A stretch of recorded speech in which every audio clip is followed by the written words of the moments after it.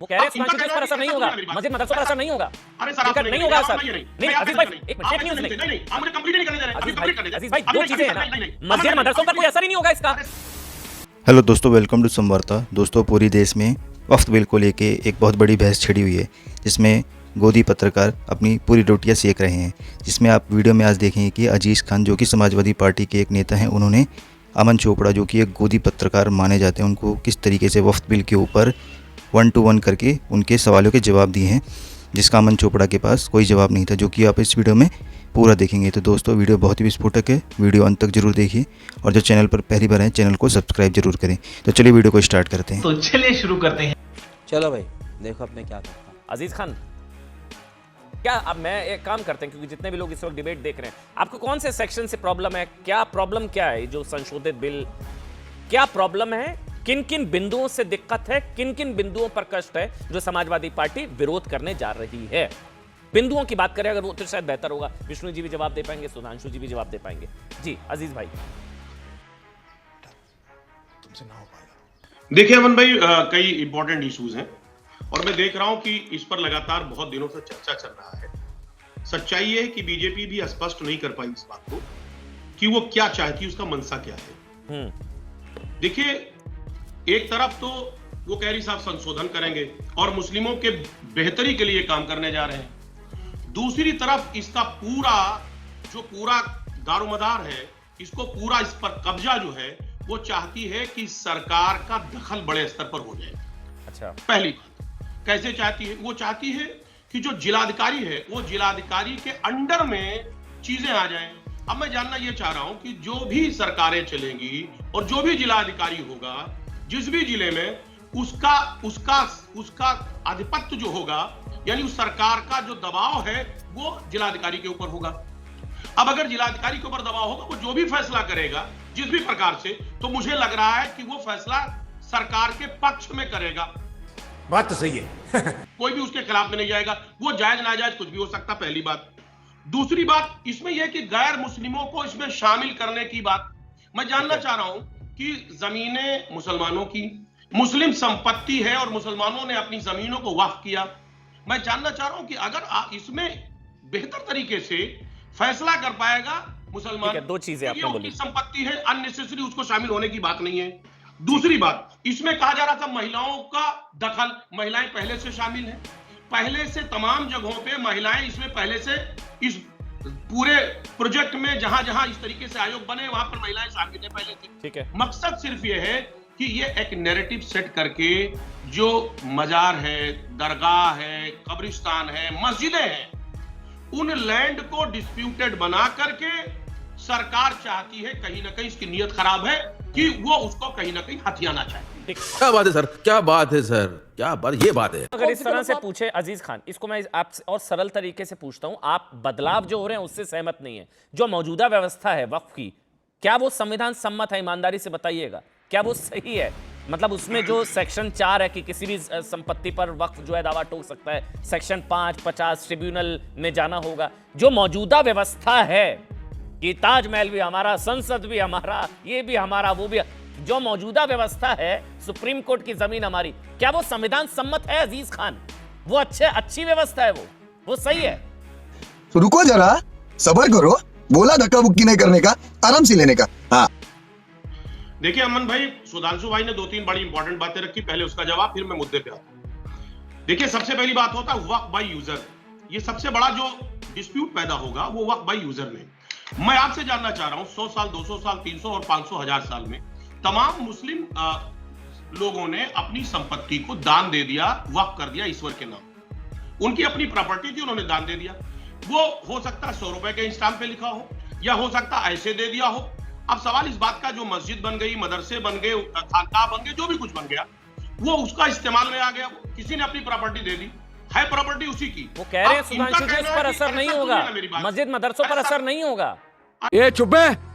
अरे सर, आप नहीं होगा सर, नहीं अजीज भाई, एक मिनट, फेक न्यूज नहीं, आप मुझे कंप्लीट ही नहीं करने दे रहे। अभी कंप्लीट करने दे। अजीज भाई, दो चीजें हैं ना, मस्जिद मदरसों पर कोई असर ही नहीं होगा इसका, और रजिस्टर्ड प्रॉपर्टीज पर असर नहीं होगा। हम आ रहा हूं ना सर, मैं वही जी कह जी रहा हूं। जी जी जी अब सवाल इन्होंने सवाल किया रजिस्टर्ड प्रॉपर्टी पे असर नहीं होगा। जी। मैं कह रहा हूं ये प्रॉपर्टी तो रजिस्टर्ड हुई नहीं, जो खुद लिख के दे देगी 100 रुपए के स्टैंप पे, या ऐसे दे दिया गया, कह दिया गया, किसी ने अपनी संपत्ति को दे दी, तो वो तो डिस्प्यूटेड हो जाएगा, क्योंकि वक्त बाय यूजर है वो। एक बात आप समझिए, ये यही तो कह रहे हैं कि जो रजिस्टर्ड, एक बात, पहली बात सर मुझे कंप्लीट करने दे सर, इंपॉर्टेंट बात है। दूसरी बात ये कह रहे हैं कि सर इसको आप कंप्लीट करने दे, बहुत इंपॉर्टेंट बात हाँ, है। बोलिए। देखिए यहाँ बीच पर में जो बोल रहा था। यहाँ पर जो इशू है वो, अब देखिए ये कह रहे हैं कि साहब वक्त जो रजिस्टर्ड प्रॉपर्टी है और या जो डिस्प्यूटेड प्रॉपर्टी है जो कोर्ट में चल रहा है, कोर्ट में चल रहा है, उस पर असर नहीं पड़ेगा, निश्चित तौर पे असर नहीं पड़ेगा, आज भी नहीं पड़ रहा है, पहले भी, आप आने वाले वक्त में भी नहीं पड़ेगा, उसका कोई इशू नहीं है। लेकिन हम जानना यह चाहते हैं कि तमाम जमीनों पे अननेसेसरी डिस्प्यूट पैदा किया जाएगा, पहली बात। और आप ये कह रहे हैं कि साहब जो ट्रिब्यूनल बना हुआ है, क्या ट्रिब्यूनल में गैर मुस्लिम शामिल नहीं मैं एक बात है, उसमें जज नहीं है? मेरे को ऐसा लगता है डिफेंसिव मोड में जाने की, सत्यापन में क्या प्रॉब्लम है साहब? कागज दिखाने पड़ेंगे ना, क्या प्रॉब्लम है सत्यापन की प्रक्रिया से गुजरने में? कागज पूरे दिखा दीजिए, क्या प्रॉब्लम है? नहीं, एक मिनट ना, नंबर 1। नंबर 2, सुधांशु त्रिवेदी, एक मिनट, क्योंकि बहुत बड़ा मुद्दा है सुधांशु जी। जितने भी लोग इस वक्त देख रहे हैं, सबसे ज्यादा सोशल मीडिया पर यही है, मस्जिदों, मदरसों, दरगाहों पर कब्जा कर लेगी सरकार, ये क्लैरिफाई करिए। मस्जिदों, अजीज खान भी यही कह रहे हैं, सबसे ज्यादा यही भ्रम फैलाया जा रहा है मुसलमानों को डराने के नाम पर, मस्जिदों, मदरसों, दरगाहों पर सरकार कब्जा कर लेगी। देखिए मैं बहुत स्पष्ट करना चाहता हूं, हाँ। मस्जिदें, मदरसे, दरगाहें एक रिलीजियस ट्रस्ट से चलते हैं, उस रिलीजियस ट्रस्ट का इससे कोई मतलब नहीं। अब जो आप लैंड का मैनेजमेंट करते हैं, अब उदाहरण के लिए, अच्छा आप लैंड रजिस्टर्ड कराते हैं तो रजिस्ट्रार क्या मुसलमान ही होता है क्या? या रेवेन्यू सेक्रेटरी हमेशा मुसलमान होता है क्या? ऐसा तो नहीं है। तो ये केवल उस रजिस्ट्रेशन पे, अब देखिए अजीज खान साहब ने कितनी हास्यास्पद बात कही। साहब आप किसी को प्रॉपर्टी बेचते हैं तो कब पक्की मानी जाती है? रजिस्टर करने के बाद ही मानी जाती है ना। ये थोड़ी आपने कहा मैंने आपको दे दिया, दूसरे ने आपको पैसा ले लिया, देने का अभी मजा आएगा ना, भिड़ो हो गई है, अब एक्सपोज हो गए। जो मूल सवाल है, जो मौजूदा, जो अगर मैं कह रहा हूं, मैं मान लेता हूं आपकी बात कि आपके जो संशोधन होना है उसमें प्रॉब्लम है, ठीक है, आप यो कहते हैं ना कि साहब ये संशोधन, जो मौजूदा व्यवस्था है क्या वो संविधान सम्मत है? मौजूदा व्यवस्था, ताजमहल हमारा, पार्लियामेंट हमारा, ये हमारा, वो हमारा, मौजूदा व्यवस्था क्या संविधान सम्मत है? बस इतनी सी बात हो जाएगी। रिजवी, एक मिनट, कोई सेंस बात वहां पहले आप। अमन भाई बहुत बहुत शुक्रिया। ठीक। देखिए देश आज़ाद है, हाँ। और संविधान से चलने वाला देश है, और कोई भी कहीं क्लेम कर दे,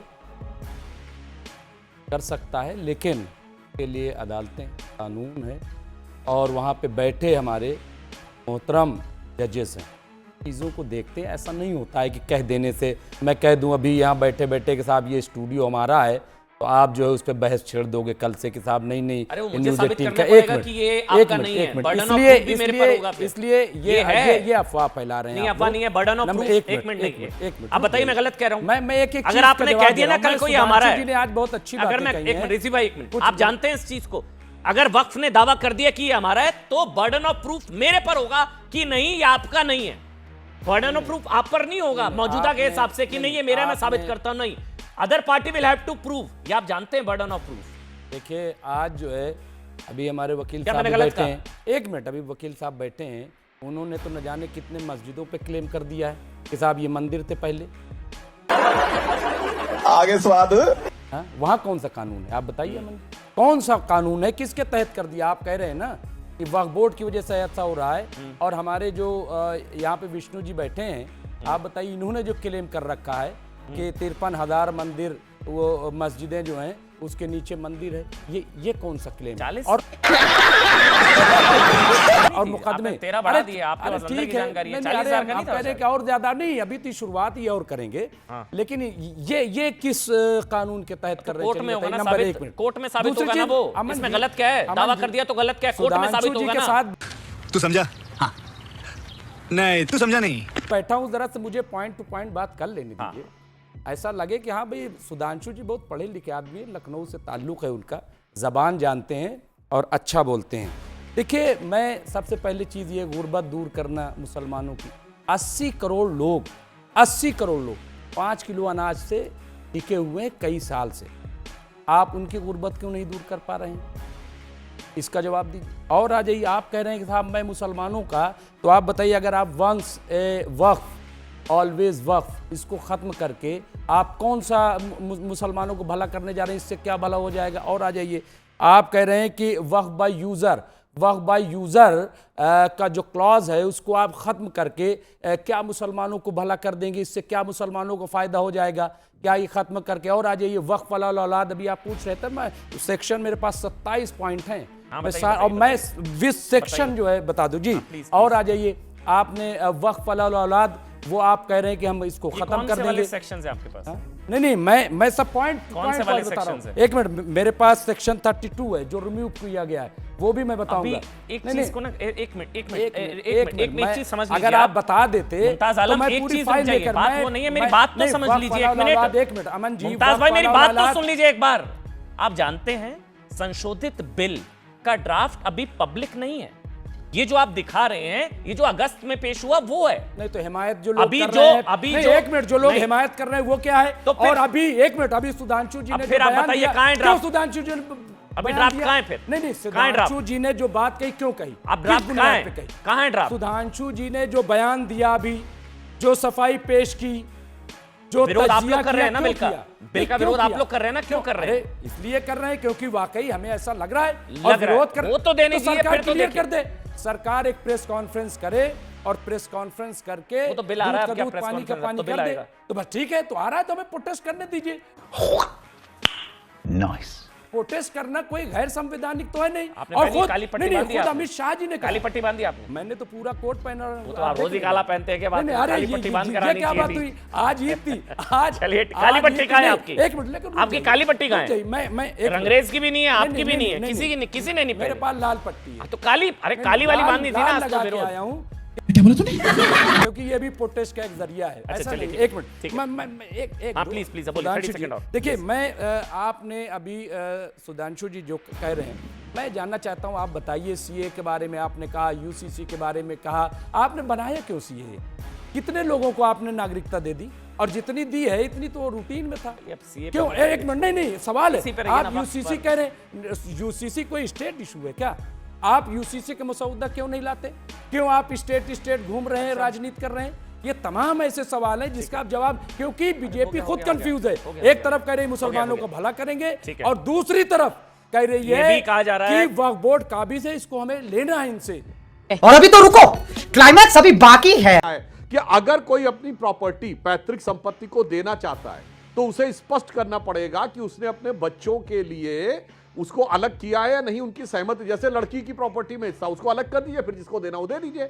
वरना ये मुस्लिम लड़कियों को प्रॉपर्टी में हिस्सा न देने का एक जरिया भी बन सकता है। कौन है ये लोग? कहां से आते हैं? अजीज खान, जो ट्राइब्यूनल्स की शक्तियों को कम, मैं बार बार उसी सवाल पर लौट रहा हूं, मौजूदा व्यवस्था संविधान सम्मत है क्या? सिर्फ इसका जवाब दे दीजिए, फिर आपको जो बोलना है बोलिएगा। मौजूदा व्यवस्था क्या संविधान सम्मत है? मगर क्यों?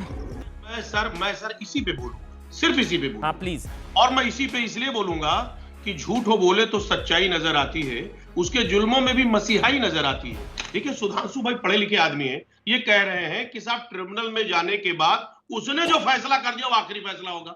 किसने कहा इस बात को? मैं बता रहा हूं कि जब ये वक्फ संशोधन विधेयक जो आपका, ये जो बेसिकली ये वक्फ अधिनियम है 1995 के अनुसार, कि अगर कोई भी विवाद होता है तो वो ट्रिब्यूनल में जाएगा, और वहां से अगर संतुष्ट नहीं होते, वहां के खिलाफ जाना है तो हाई कोर्ट। सर सुनिए मेरी बात, सर चेंज हो गया, ये 2013 में असीमित शक्तियां दे दी गई थी, 95 वाला अमेंड कर दिया गया 13 में। एग्जैक्टली 2013 में। सर मैं कह रहा हूं, मैं कह रहा हूं कि आप हाई कोर्ट भी जा सकते हैं और सुप्रीम कोर्ट भी जा सकते हैं, वो आखिरी फैसला नहीं है। और दूसरी बात, मैं 2013 से पहले तक जा सकते थे अजीज खान। 2013 से पहले जा सकते थे, 13 के बाद नहीं जा सकते। अरे सर सुन तो ले, मेरी बात सुन ले। अभी कहा जा रहा है सर गैर मुस्लिमों की जमीनें वो दे दी गई वक्त में।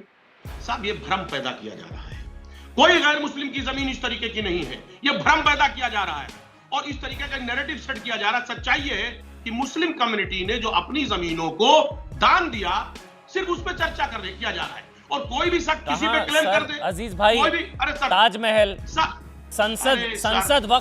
संसद की जमीन, संसद पर वक्फ ने दावा ठोका, ताजमहल पर ठोक दिया, सारी संपत्तियों पर वक्फ दावा ठोक रहा है। सर अबे साले, अगर दावा ठोका जा रहा है तो दिल्ली का एयरपोर्ट, अच्छा एयरपोर्ट भी है जी। सर कुछ कागज होंगे, कुछ कागजात होंगे, ऐसे तो कहा नहीं जा रहा होगा। नहीं, वो कुछ तो कागज बर्डन होगा ऑफ तभी प्रूफ, कोई बात होगी ना। अजीज खान आप जानते हैं सर, बर्डन ऑफ नहीं, प्रूफ नहीं, दूसरी पार्टी पर होगा। सर ऐसा नहीं है, जो क्लेम करेगा उसको भी कुछ ना कुछ कागज देगा। नहीं था ना, क्लेम होगा वो उसको साबित करेगा ये मेरा है। इसमें ये तो कोर्ट का मसला है ना, कोर्ट का नहीं था ना, ट्राइब्यूनल का था, वही तो।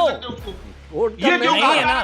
जो उसने कह दिया, अजीज खान आप भी जानते हैं, अब अजीज भाई मौजूदा व्यवस्था संविधान सम्मत हाँ या ना? फिर मैं एक सुधांशु जी बस इतना जवाब, भागेगा नहीं। देखिए मौजूदा व्यवस्था संविधान सम्मत हाँ या ना? मौजूदा व्यवस्था सर बिल्कुल शानदार है, बेहतरीन सारी चीजें चल रही हैं। बीजेपी अननेसेसरी इसकी नीयत में कहीं ना कहीं खोट है, ये अननेसेसरी इसको डिस्ट्रैक्ट कर रही है और तमाम मुद्दों से भटकाने के लिए ये मुद्दे को ले आई है। सुधांशु खत्म, bye bye, tata, goodbye, गया।